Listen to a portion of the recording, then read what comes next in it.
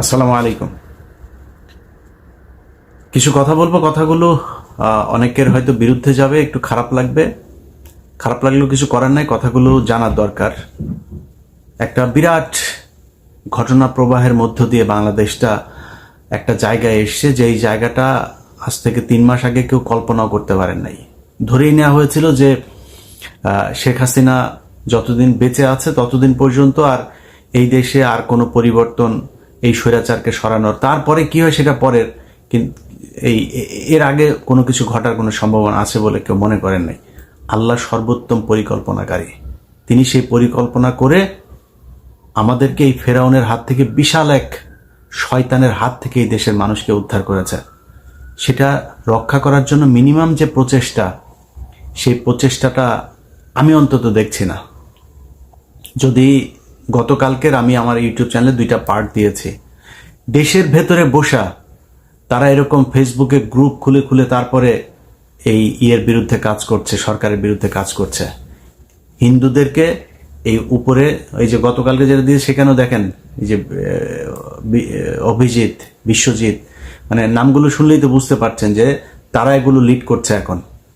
কারণ এদেরকে তো কিছু বলা যায় না, হিন্দুদের কিছু বললেই তো সংখ্যালঘু হয়ে যায়। এরা এই সুযোগটা নিচ্ছে, বিভিন্ন এলাকায় মন্দিরের ভেতরে বসে আওয়ামী লীগের লোকজন মিটিং করছে। আর হিন্দুদেরকে এমনভাবে, এই আপনার জামাত ইসলামও দেখলাম এবার পূজা মণ্ডপে গিয়ে গিয়ে তারপরে তাদের ওইখানে তাদের মাথায় তুলে রাখছে। এত দায়িত্ব দেয় নাই তো আপনাদেরকেও। হিন্দুদের এত তুলু তুলু করার কিছু নেই। রাজনীতি করলে রাজনীতি তাদেরকে ইন্টারন্যাশনাল যেখানে যেখানে জানানো দরকার ওইখানে জানাই দেন, জানায় তারপরে পেদাইতে হবে। যেমনে পেদানো দরকার ওইভাবে পেদাইতে হবে, আইনগত হোক। আর গিয়া গিয়া তারপরে জায়গায় জায়গায় যাই হোক, তারা এই গেল 15 বছর যা করেছে সেটা তাদের সাথে করতে হবে। 2 দিন আগের ফোন রেকর্ডে শেখ হাসিনা সব শেষ যেটা দিল সেটা মনে নাই? কি বলেছে? কত বড় মাপের একটা চাউরা খুনি, একটা মানে একটা চরম অসভ্য হইলে কোনো ধরনের তার ভেতরে অনুশোচনা বলে কোনো কিছু নাই। এখনো সে আসবে, সে আসে আবার ক্ষমতা নিবে, আবার মানুষের উপরে টর্চার করবে, আবার এগুলোর প্রতিশোধ নিবে। এটাই তাড়িয়ে এত বড় সাইকোপ্যাথ। ইন্ডিয়ায় গিয়েছে, ওর তো ফেন্সিডিল খাওয়ার নেশা আছে। এটা তো বিভিন্ন সময় এই যে মতিউর রহমান রেন্টু থেকে শুরু করে অনেকেই কথা বলেছেন, এটা কিন্তু ফালতু কথা না। এই ফেন্সিডিল খোর এখন ইন্ডিয়াতে যায় তো ফেন্সিডিলের পুরা কারখানার ভেতরে যে বসছে, ওইখানে ফেন্সিডিল খায় তারপরে এই মাতলামো করে, 2 দিন পর পর মানুষের সাথে কথা বলে। এই 3-4 দিন আগে একই এর মধ্যে তার অফিসের দারোয়ানের সাথে, পিয়নের সাথে কথা বলছে। পিয়ন আবার তার জানাচ্ছে যে কারা নাকি আওয়ামী লীগের কেন্দ্রীয় কার্যালয়ে হেগে থুয়ে যায়। হাসিনার মুখে হেগে থুয়ে যাবে, হেগে গেলে তুই কি করবি? হেগে যায়, সেটা তার কাছে বিচার দিচ্ছে। হ্যাঁ, সে আবার ওটা শুনছে, সেই ফোন রেকর্ডও বের হয়েছে। তো এই যে অসভ্য মহিলার মিনিমাম কোনো ধরনের তার ভেতরে যে অনুশোচনা নাই, আপনি তারা মাপ করেন কেমনে? আপনি তার ব্যাপারে, তারা তো আগে থেকে বলি ভাই, কয়দিন আগে একটা কথা বলেছি, বলার পর অনেকেই বলেছেন যে ইলিয়াস ভাই এভাবে কথা বলো না, এভাবে বললে মানুষের ভেতরে ভয় তৈরি হবে। আপনার ঘরের এক কোনায় আগুন ধরেছে, এখন আরেক কোনায় লোক ঘুমাচ্ছে। আপনি তারা আগুনের কথা বললে ভয়ে ঘুম ভাঙা যাবে, এই জন্য আপনি বলবেন না, শুয়ে থাকবেন আগুন দেখে? বলতে হবে তো, না বললে কি করবেন? কোনো অ্যাকশন নাই তো। কথাগুলো বলতে হবে। কালকের আমার ইউটিউব চ্যানেলে যে আমি যে 2টা পার্ট দিয়েছি, এই 2টা যে যেখান থেকে আমাকে দেখ, এই 2টার ভেতরে কথা হচ্ছে কি, সব তাদের যত ক্ষোভ সব জামাত আর শিবিরের উপরে। আর নতুন করে আরেকটা হিজবুত তাহরির তারা বলছে। হিজবুত তাহরির তো আসলে হিজবুত তাহরির এইটার ব্যাপারে তারা যেভাবে মানুষের সামনে উত্থাপন করেছে সেটা পুরোটাই একটা ভ্রান্ত একটা হ্যাঁ, ভালো ভালো মানুষকে ধরে নিয়ে তারপর হিজবুত তাহরির বানানো হচ্ছে, বানায় সেটার একটা ডেফিনেশন তারা তৈরি করেছে, সেটাই আন্তর্জাতিক বিভিন্ন জায়গায় দিয়ে রেখেছে। যাই হোক, এই তাদের সব ক্ষোভ মূলত জামাত শিবিরের উপরে। অতএব এই গার্ডটা জামাত শিবিরকে হইতে হবে। বিভিন্ন জায়গায় কষ্ট পান, কিছু করার নাই। এই যে একটা পরিস্থিতি থেকে বের হইল না কয়দিন আগে, এই মাত্র কয়দিন আগে দেখলেন না, হাজার হাজার কোটি টাকার মালিক, বিলিয়ন ডলারের মালিক জেলখানায় বসে আছে, দেখছেন না? রাতারাতি এখন পর্যন্ত মানে কোনো হদিস মিলছে না যে কোথায় আছে তারা। যাদেরকে এতদিন রাস্তার আশপাশ দিয়ে যাওয়ার সময় মানুষজন মানে দেখলে সালাম না দিলে ধরে তাদের এই চেল্লা চামুন্ডা যারা আছে তারা ধরে থাপড়াইতো, তারা এখন ওই বিএনপির একদম 3rd ক্লাস যেসব নেতা কর্মী আছে তাদের পায়ে ধরে তারপরে বসে একটু নিজেরে সামলানোর জন্য চেষ্টা করছে। তো এই যে এটা আওয়ামী লীগের ক্ষেত্রে হলো না?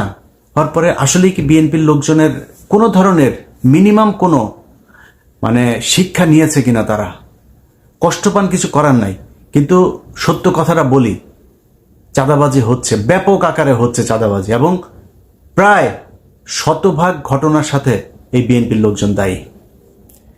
তো আপনাকে মাথায় রাখতে হবে যে বাংলাদেশের মানুষ যে একটা অভ্যুত্থান করলো, কেন, কিসের জন্য করলো? আওয়ামী লীগের লোকজন যে এইভাবে চাঁদাবাজি করেছে, মানুষের উপরে টর্চার করেছে, নির্যাতন করেছে, এই জন্য আজকে আপনি ওই সেম কাজ করছেন। তো জনগণ কেন আপনার সাথে থাকবে? আর ভাই 5 বছর পরে এটার জন্য অন্তত যেই দল থেকে হোক, যেই সাধারণ মানুষের থেকে হোক, একটা প্রতিরোধ কমিটি তৈরি করা উচিত, যে বিএনপির যে যাবে চাঁদাবাজি করতে, সে আওয়ামী লীগের হোক না হোক, বিএনপির কারো নাম ভাঙায় হোক আর না হোক, যে যাবে তারে ধরে পিটাইতে হবে।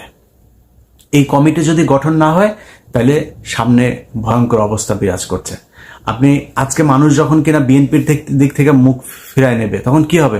আলটিমেটলি বড় দল আরেকটা আওয়ামী লীগ আছে, তাদের দিকে আবার ওকে ঠিক আছে, ওরাই আসুক, দেখা যাক কি হয়। মানুষ তো আস্তে আস্তে ভুলে যাবে। তো দেখা যাক কি হয়, সময় কি হবে, আওয়ামী লীগ আবার আসবে। আসার পরে আওয়ামী লীগ যদি এবার আসে, তাহলে আপনি বুঝতে পারছেন যে দেশে অবস্থাটা কি হবে। ওদের যত ক্ষোভ, এই 5 তারিখের আগেও শেখ হাসিনার বক্তব্যগুলোর কথা মনে আছে আপনার? সব ক্ষোভ হচ্ছে জামাত এবং শিবির। সো এই সেফট গার্ডটা জামাত শিবিরকে হইতে হবে, সেই দায়িত্বটা আপনাদেরকে পালন করতে হবে। প্রয়োজনে প্রতিটা এলাকায় আলাদা আলাদা গ্রুপ তৈরি করেন, কমিটি তৈরি করেন, এলাকায় যত ধরনের চাঁদাবাজি আছে, এই চাঁদাবাজি এখানে যারা যারা আসবে তাদেরকে ধরে জনগণ নিয়ে তারপরে পেটাইতে হবে, সে যেই দলই করুক। বিএনপি যদি বলে বিএনপি করে না, সমস্যা নাই তো, ওরে পেটাইলে বিএনপি বলবে না তো। এবং আমি যতটুকু আমার যতটুকু জানাশোনা আছে, তারেক রহমান এরকম ঘটনা শোনার সাথে সাথে সে অ্যাকশন নিয়েছে। অতএব তারেক রহমান এটাকে সাপোর্ট করে না। সামনে যদি আপনি বিএনপির কোনো চাঁদাবাজকে ধরে যদি পেটান, তারেক রহমান সেটাকে সমর্থন করবে। সো আমি মনে করি যারা বিএনপির নাম ভাঙায় তারপরে এই চাঁদাবাজিগুলো করছে, সেই জায়গাগুলো ঠিক করা দরকার। হাজার হাজার কোটি কোটি টাকা যারা এই করেছে, ইনকাম করেছে, মিনিমাম, একদম মিনিমাম লেভেলের যদি নাকি একটা মানে শিক্ষাও যদি এটার থেকে নিত, তাহলে অন্তত চিন্তা করতো যে এত টাকা পয়সা কামায় কি করবো। আরে ভাই, দামি দামি গাড়ি ফেলায় চলে গিয়েছে, টাকার বস্তা এগুলো ঘরের মধ্যে ফেলে চলে গিয়েছে, রাখতে পারেন। এত টাকা করবেনটা কি, মানে লাভ কি? আমার এটা বুঝান। ধরেন আমার যদি নাকি এখন নিউ ইয়র্কে 3টা বাড়ি থাকে, খুব স্বাভাবিকভাবে কোশ্চেন উঠবে যে ওর এত বাড়ি কোত্থেকে আসলো। আমার বাড়ি নাই, আমি ভাড়া থাকি, আমি একদম পুরো, আমাকে যেভাবে কোশ্চেন করবে আমি সেভাবে তার সাথে আমার ব্যাপারে হিসাব দেব। তো আমার যদি নাকি সর্বোচ্চ হইতে পারে, তাহলে একটা বাড়ি হইতে পারে। সর্বোচ্চ যদি হইতে পারে, ব্যাংকে হয়তো 10 লাখ টাকা থাকতে পারে, মানে বাংলাদেশি টাকা $10,000 থাকতে পারে হয়তো। তো এর বেশি যখন আমার অ্যাকাউন্টে যখন 100-200 কোটি টাকা থাকবে, তখনই তো এটা অস্বাভাবিক, ওটাই তো আমার জন্য অসম্মানজনক। সবাই বুঝবে যে ও চোর। এই যে এখন যারা চোর হিসাবে যাদের নাম আসছে, এই চোরেদের লজ্জা লাগে না? অতএব এটা থেকে একটু শিক্ষা নেওয়া দরকার। মানুষের টাকার দরকার আছে ভাই, কিন্তু এইভাবে না তো। আওয়ামী লীগ যেভাবে করেছে, আপনি যদি সেই একই কাজটাই করেন, তাহলে আপনার কাছে মানুষ আপনাকে কেন ভালোবাসবে, আপনাকে কেন সারা জীবন মানুষ ক্ষমতায় রাখবে? একটু শিক্ষা নেওয়া দরকার এই দেশের মানুষকে। আর এই যে ঘটনাগুলো ঘটছে না, এই ঘটনার পেছনে আমি মনে করি সব কিছুর জন্য সেনাবাহিনী দায়ী। সেনাবাহিনীর গোয়েন্দা সংস্থা আমি জানি না কি করেন, এর মাঝখানে অনেকগুলো গোয়েন্দা ব্যর্থতার ঘটনা ঘটেছে, এবং সামনে আপনারা ভালো করলেও এই দেশের ভালো, খারাপ করলে এই দেশের ক্ষতি হবে। আপনাদের হাতে এই দেশটা। অতএব আপনি যিনি মেজর জেনারেল আছেন, যিনি কর্নেল আছেন, যিনি লেফটেন্যান্ট জেনারেল আছেন, ব্রিগেডিয়ার জেনারেল আছেন, আপনাদের কাছে অনুরোধ, এই দেশের মানুষ গেল 15 বছরে আপনাদেরকে দেখলে থুতু দিত। 4 তারিখের আগ পর্যন্ত আপনাদেরকে দেখলে ভুয়া ভুয়া বলে তারপরে মানুষ স্লোগান দিয়েছে। এটা আপনাদের কর্মের ফসল। সামনে এমন কোনো স্বপ্ন দেখেন না, এমন কোনো কাজ করেন না যেটার কারণে আবার ফের সেনাবাহিনীর গায়ে মানুষ থুতু দেয়। একটা সুযোগ পেয়েছেন, আপনাদেরকে কিন্তু মানুষ ক্ষমা করে দিয়েছে, এবং ওয়াকার এ পর্যন্ত যা যা করেছে তার জন্য মানুষ তার উপরে যে খুব ক্ষিপ্ত তা না। সে তাকে শেখ হাসিনা সেনাপ্রধান বানিয়েছে, এটা তাকে আওয়ামী লীগ মনে করার জন্য অনেক বড় কারণ। কিন্তু তারপরও যে ঘটনাগুলো ঘটেছে তার প্রতি মানুষ খুব বেশি ক্ষিপ্ত না। তো আপনাদের কাছে অনুরোধ, আপনি মানুষ হবেন নাকি আওয়ামী লীগ হবেন, সেটা আপনি নিজে সিদ্ধান্ত নেন। যা যা ঘটছে এগুলো শক্ত হাতে দমন করার জন্য আপনাদেরকে কাজ করতে হবে। এই যে শেখ হাসিনা সহ আওয়ামী লীগ যারা এখনো পর্যন্ত করছে, আমি মনে করি তাদেরকে খুব দ্রুত নিষিদ্ধ করা হোক। শুধু ছাত্রলীগ না, আমি এটাকে খুবই পার্শিয়াল একটা জিনিস মনে করেছি যে একটা সংগঠন, তাদের সহযোগী সংগঠন হচ্ছে ছাত্রলীগ, সেটাকে আপনি নিষিদ্ধ করলেন, অথচ মেন সংগঠন যুবলীগ তো আরো সন্ত্রাসী, আওয়ামী লীগ সবই তো সন্ত্রাসী। এই আওয়ামী লীগ এমন একটা দল যেটা যে কোনো এলাকার যাদের এই বিজম্মা পয়দা হয় না, এই বিজম্মাগুলো যা আওয়ামী লীগ করে, এই বিজম্মা ছাড়া কোনোদিন কেউ আওয়ামী লীগ করতে পারে না। সেই বিজম্মাগুলোকে নিয়ে আওয়ামী লীগ পয়দা হয়, তার ঘর থেকে আবার ছাত্রলীগ পয়দা হয়। তো এই যে ছাত্রলীগ যেখান থেকে পয়দা হইলো সেটাকে আপনি নিষিদ্ধ করলেন না, ছাত্রলীগকে নিষিদ্ধ করলেন, এটা আমার কাছে খুব হাস্যকর মনে হয়েছে। আওয়ামী লীগ, যুবলীগ, স্বেচ্ছাসেবক লীগ, কৃষক লীগ যা আছে ওদের সবগুলো সহযোগী সংগঠন সব কটাকে একদম দলগতভাবে তারপরে নিষিদ্ধ করতে হবে। তাদের ব্যাপারে ভাই আবারও বলছি, আপনারা ছাত্ররা তো আছেনই এবং জামাত শিবির এই জায়গায় সবচাইতে বড় ভূমিকা পালন করতে হবে, যেটা গেল রাতে করেছেন। সব জায়গাতে আপনাদেরকে চোখ কান খোলা রাখতে হবে, কারণ আওয়ামী লীগ কিন্তু এই দেশে আসলে হয়তো তারেক রহমান সহ কয়েকজনের উপরে তাদের ক্ষোভ থাকবে, কিন্তু বেশিরভাগ বিএনপি কিন্তু তাদেরকে এখন শেল্টার দিচ্ছে, তাদের টাকা পয়সা নিচ্ছে, তাদেরকে দলে ভেড়ায় তারপরে রাজনীতি করছে। সো জামাত শিবিরকে এই জায়গায় খুব বেশি সতর্ক থাকতে হবে এবং ছাত্রদেরকে সতর্ক থাকতে হবে।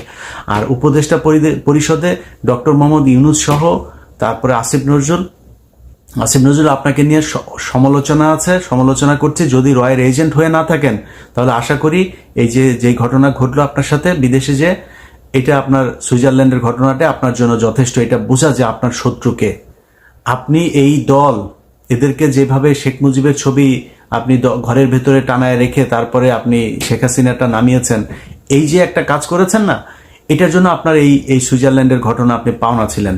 আওয়ামী লীগ কি জিনিস এটা আপনি এখনো বুঝতে পারেন নাই। আওয়ামী লীগ মাটির নিচে পুঁতে ফেললো, সেইখান থেকে উঠা ওরা ঠিক আগের মধ্যে, কারণ বিচম্মা তো বাপ মায়ের তো জন্মের পয়দার ঠিক নাই, তো কে কোন দিক দিয়ে লাগায় তারপরে এদের জন্ম দিচ্ছে কোনো ঠিক নেই। যেই কারণে এরা যেখান থেকে আসে ওদের চরিত্র ওইটাই থাকবে। এটা যতদিন বুঝতে না পারবেন ততদিন এইভাবে সুইজারল্যান্ডের মতো চট থাপ্পড় ঘুষি এগুলো খাইতেই হবে। সামনে যদি এদেরকে যদি কন্ট্রোল করতে না পারেন, পরিস্থিতি শুধু জামাত শিবির না, যারা এখন উপদেষ্টায় আছেন, যারা এই ছাত্র সংগঠনে আছেন, জামাত শিবির সবাইকেই করতে হবে, সেই সাথে বিএনপিরও পানা থাকবে। অতএব সবচেয়ে বড় দল বিএনপি এবং আমার বিশ্বাস বিএনপির সামনে ক্ষমতায় আসবে।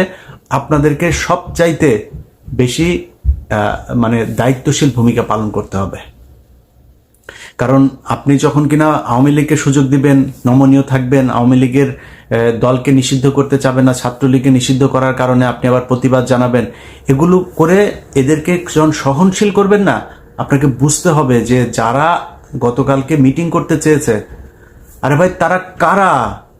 তারা খুন করেছে, খুনের সাথে জড়িত। ধরেন আপনি তো তাকে ডেকে আনেন, তাকে ধরে বলেন নাই যে তুমি ওইটার সাথে ছিলা। এখন এই পরিস্থিতিতে যারা কিনা মাঠে এসছে, তাদের মাঠে আসার মানে এটা কি প্রিপারেশনটা কি? প্রিপারেশন হচ্ছে যে আসবে তারে ধরে মেরে ফেলতে হবে। এই যে প্রিপারেশন তাদের, যাকে পাবে তাকে মেরে ফেলবে, এটা মানেটা কি? এটা মানে হচ্ছে তারা এই 5 তারিখের আগের যে হত্যাকাণ্ড, সেই হত্যাকাণ্ড তারা ঘটিয়েছে, আবার সেই একই ধরনের হত্যাকাণ্ড ঘটানোর জন্য তারা আসছে। অতএব তাদেরকে আমি বলবো যে যেখানে পাওয়া যাবে তারা যেটা করতে এসছে তাদেরকে ওইটাই করে ছাড়তে হবে, ওইটাই করতে হবে তাদেরকে। এদেরকে যদি ছেড়ে দেন, এদেরকে যদি খালি মানে ওই কয়েকটা ভিডিও দেখলাম ন্যাংটা করে ছাড়ছেন, এটা ভাই শাস্তি না তাদের। ওরা যেই শাস্তি এতদিন দিতে, ওদেরকে ওই শাস্তি দিতে হবে। ওদের ভেতরে সে আতঙ্ক ঢুকাইতে হবে যে এইখানে একবার ওদের সামনে পড়লে আর বাঁচা যায় না। এটা যতক্ষণ পর্যন্ত না করবেন ততক্ষণ পর্যন্ত ওরা এইভাবে বিভিন্ন দিক থেকে আপনাকে ভেঞ্চি কাটতে থাকবে। সো পরিস্থিতিটা আমি মনে করি যে খুব সাবধানতার সাথে এটাকে কেয়ার করা উচিত। এটা ফানি বিষয় না। আপনার জীবন, মৃত্যু এবং এই দেশের সার্বভৌমত্বের সাথে জড়িত। প্রতিটা হিন্দু এই দেশে, বাংলাদেশের এই হিন্দু এবং ইসকন যারা আছে, তারা আওয়ামী লীগকে ক্ষমতায় আনার জন্য চেষ্টা করছে, এবং এইবার যদি আনে, হিন্দুরা তো আওয়ামী লীগ হয়ে যায়। দেখেন নাই, আমি বিশ্বাস করি আওয়ামী লীগ যত বড় জাউরাই হোক, তারপর অন্তত যার মধ্যে মিনিমাম মানে ইমান এখন পর্যন্ত আছে, এই ইমানের মানুষগুলো এরা যেইভাবে মানুষকে হত্যা করে এইভাবে হত্যা করতে পারে না। কিন্তু হিন্দুরা, ওরা তো ওদের কাছে মানে মুসলমান হইল গিয়া খুবই মানে নিকৃষ্ট একটা জীব, এদের পৃথিবীতে বাঁচার কোনো অধিকার নাই, এরকম মনে করে এইভাবে মানুষকে মারে। সো ওরা কি করবে, ওরা তো তখন আওয়ামী লীগ হয়, তখন তো আর হিন্দু থাকে না, তখন আওয়ামী লীগ হয়ে মারধর করে। সো এদের ব্যাপারে ভাই খুব সাবধান হইতে হবে, এবং যতটুকু মানে তাদের প্রাপ্য, সেই প্রাপ্য তাদেরকে মানে বুঝাই দিতে হবে। সবাই ভালো থাকেন। আর্মি, সেনাবাহিনী, জামাত ইসলাম, বিএনপি, ছাত্র, সাধারণ মানুষ, সবাইকে দেশের একদম মানে অতন্দ্র প্রহরী হিসাবে কাজ করতে হবে। আসসালামু আলাইকুম প্রিয় দর্শক, আশা করি পুরো ভিডিওটি দেখেছেন এবং বুঝতে পেরেছেন। প্রিয় দর্শক, বর্তমান বাংলাদেশের পরিস্থিতি নিয়ে আপনাদের মূল্যবান মতামত কমেন্টে জানাবেন। সবাই ভালো থাকবেন, সুস্থ থাকবেন। ভিডিওটি শেষ করছি। আসসালামু আলাইকুম।